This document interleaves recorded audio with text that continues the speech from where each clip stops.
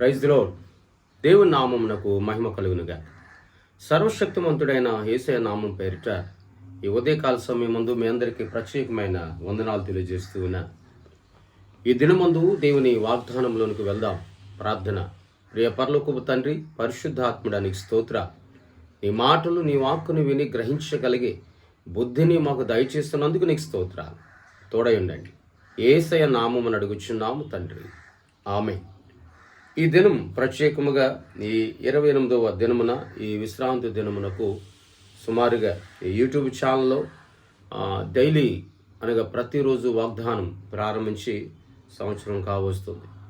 ఈ సంవత్సరపు దినాలు కూడా దేవాది దేవుడు ఎంతగానో మనలను, మన కుటుంబాలను ఆదరించి ప్రేమించి ఆయన హెచ్చింపచేసి ఉన్నాడు. ఈ సంవత్సర కాలం అంతయు కూడా ప్రతిదినం ఈ 5 నిమిషాలు షార్ట్ మెసేజ్ మీరు విని ఎంతగానో బలపరచబడి ఉన్నారు, ఆదరించబడి ఉన్నారని నేను విశ్వాసంతో ఒక దైవజనుగా నేను నమ్ముచూ ఉన్నాను. అనేక మార్లు దేవుని వాక్కు ద్వారా ఉదయకాల సమయమందు దేవుని వాక్కు ద్వారా మేము దర్శింపబడుతున్నాం, బలపరచబడుతున్నాం అని దేవుని సన్నిధిలో కూడా పలుమార్లు సాక్ష్యం ఇచ్చి ఉన్నారు. అందుని బట్టి దేవుని నామానికి మహిమ కలుగును గాక. దేవుని వాక్యంలోనికి వెళ్దాం. మొదటి సంవత్సరం గడిచి 2వ సంవత్సరంలోనికి ప్రభుల వారు మనం అడుగు పెట్టడానికి ఆయన కృప చూపి ఉన్నాడు. ఈ సంవత్సర కాలం అంతయు మీరు వినిన ప్రతి మాట మీ జీవితాల్లో నీరు కట్టి ఫలించునుగాక. మొదటి దినవృత్తాంతాల గ్రంథం 16వ అధ్యాయం 34వ వచనాన్ని చదువుకుందాం. యెహోవా దయాళుడు, ఆయన కృప నిరంతరం ఉండును, ఆయనను స్తుతించుడి. నిజమే, యెహోవా దయాళుడు. సంవత్సరం అంతయు కూడా ఆయన దయ, ఆయన వాత్సల్యత, ఆయన మహిమ మనందరిపైన కూడా ఆయన కనుపరిచారు. ఆయన కనుపరిచినటువంటి ఆ నామమును బట్టి, మహిమను బట్టి ఆయన నామానికి నిత్యము కూడా మనము మహిమ చెల్లించవలసిన వారమై ఉన్నాం. ప్రియ దేవుని బట్టి ఈ సంవత్సర కాలంలో నీ జీవితంలో పలుమార్లు బలహీనతలు, కష్టములు, దుఃఖాలు, వేదనలు, సమస్యలు ఇవన్నీ వచ్చి ఉండొచ్చు. వాటన్నిటి నుండి కూడా దేవాది దేవుడు విడిపించాడు, తప్పించాడు. అందుని బట్టి ఆయన నామానికి ఘనత కలుగును గాక.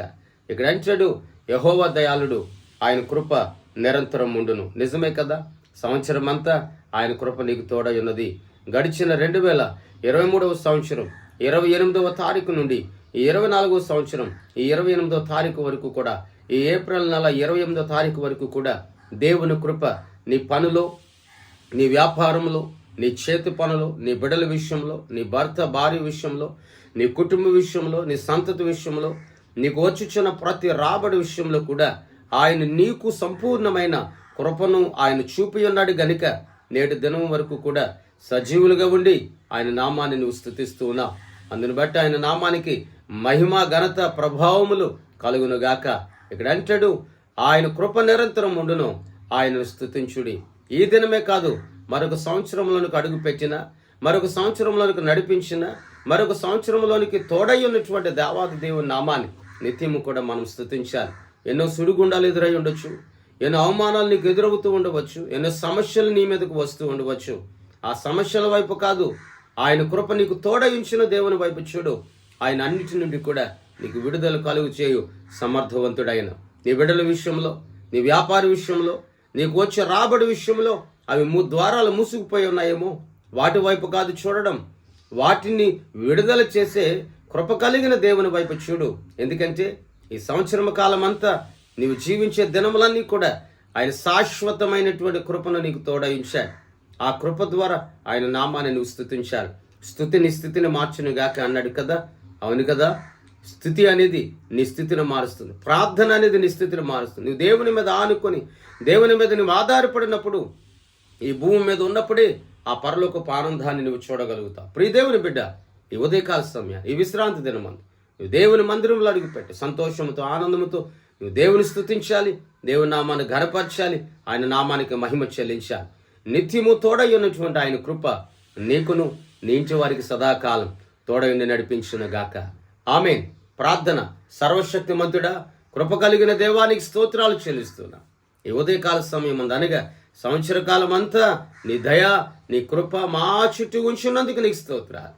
ప్రభు, ఈ దినమంది మాటలు వినిచున్న ప్రతి ఒక్కరిని దర్శించండి, ఆదరించండి, బలపరచండి, ప్రేమతో కప్పండి, ప్రేమతో నింపండి, స్వస్థపరచండి, ప్రతి అడుగు పెడుతున్న ప్రతి స్థలంలో శ్రేష్టమైన ఈవులు ప్రతి బెడకను సమృద్ధిగా దాయిచ్చే తోడై ఉన్నాయి. యేసయ్య నామమున అడుగుచున్నాము తండ్రి, ఆమేన్. సర్వశక్తిమంతుడైన యేసుక్రీస్తు ప్రభుల వారి కృప ఇప్పుడు ఎల్లప్పుడు నీకు నీంచు వారి సదాకాలము తోడైని నడిపించును గాక. ఆమేన్, ఆమేన్, ఆమేన్. మీ అందరికి వందనాలు తెలియజేస్తూ ఉన్నాను.